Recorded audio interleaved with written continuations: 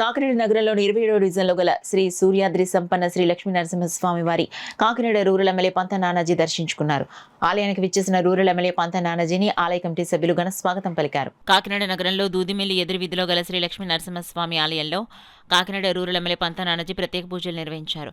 శ్రీ లక్ష్మీ నరసింహస్వామి బాలభక్త సంక్షేమ సేవా సంఘ సభ్యులు ఆయనకు ఘన స్వాగతం పలికారు. ఈ సందర్భంగా ఎమ్మెల్యే నానాజీ మాట్లాడుతూ కాకినాడ రూరల్లో ప్లాంట్ను ప్రారంభించేందుకు ముఖ్యమంత్రి చంద్రబాబు, ఉప ముఖ్యమంత్రి పవన్ కళ్యాణ్ రావడం జరుగుతుందన్నారు.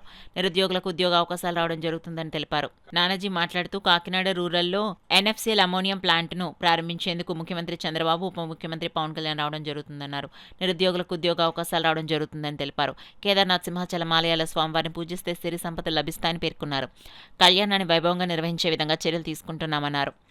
పూజారి కామేశ్వరరావు మాట్లాడుతూ ఈ ఆలయం 63 సంవత్సరాల క్రిందట నిర్మించడం జరిగిందన్నారు. ప్రతి శనివారం స్వామివారికి ప్రత్యేక పూజా కార్యక్రమాలు నిర్వహించడం జరుగుతుందన్నారు.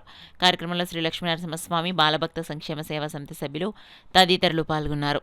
గుడి కమిటీ సభ్యులను ఉత్సాహపరిచి ముందుకు తీసుకొచ్చి వేళ లక్ష్మీ నరసింహస్వామి యొక్క ఆశీస్సులు కాకినాడ ప్రజలకు ఉండాలి అనే ఒక ఆలోచన వీరు కలిగినందుకు చాలా సంతోషం.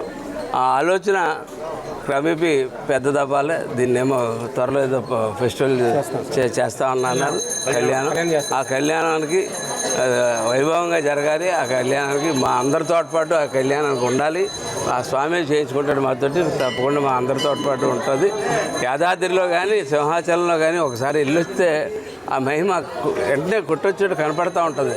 అది లక్ష్యం. అదే అంత వరాలు ఇచ్చే స్వామి కూడా మీరు మనం నిష్టగా ఉండకుండా ఇంకో రకంగా ఉంటే ఆగ్రహాన్ని కూడా లోనవలసి వస్తుంటుంది.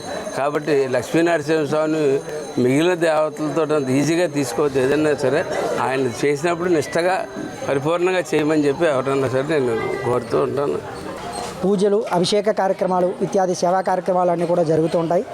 అలాగే ఈ నెల 29 అంటే జనవరి 29వ తారీఖు గురువారం నాడు ఉదయం 9 గంటలకి శ్రీ లక్ష్మీ నరసింహస్వామి వారి దివ్య కళ్యాణ మహోత్సవం ప్రారంభమై 5 రోజుల పాటు విశేష కార్యక్రమాలు జరిగి 5వ రోజున శ్రీపుష్పయాగంతో ఈ యొక్క కార్యక్రమం ముగుస్తుంది. భక్తులందరూ కూడా మన కాకినాడలో ఉన్నటువంటి ఏకైక శ్రీ లక్ష్మీ నరసింహస్వామి వారి ఆలయం తిలక్ స్ట్రీటు దూదిమిల్లి ఎదురుగా ఉన్నటువంటి వివేకానంద వీధిలో ఉంది. అందరూ కూడా విచ్చేసి ఈ యొక్క ఆలయంలో ఉన్నటువంటి స్వామివారి దర్శనం చేసుకుంటారని కోరుతున్నాం. అలాగే ఉదయం, సాయంత్రం కూడా స్వామివారి ఆలయంలో తలుపులు తెరిచుంటాయి. అందరూ కూడా భక్తులు వచ్చి చక్కగా స్వామివారి దర్శనం చేసుకోవచ్చు. 29వ తారీఖు జనవరి 29 గురువారం నాడు శ్రీ లక్ష్మీ నరసింహస్వామి వారి కళ్యాణం ఉదయం 5 గంటల నుంచి అభిషేక, పూజలు, పల్లకీ సేవతో సహా 9-9:30 గంటలకి కళ్యాణ కార్యక్రమం ప్రారంభమయ్యి 1 గంటకల్లా ఈ యొక్క కళ్యాణ కార్యక్రమం ముగుస్తుంది 29వ తారీఖున. అందరూ కూడా విచ్చేసి ఆ లక్ష్మీ నరసింహస్వామి వారి అనుగ్రహం పొందగలరని కోరి మరీ ప్రార్థిస్తున్నాం.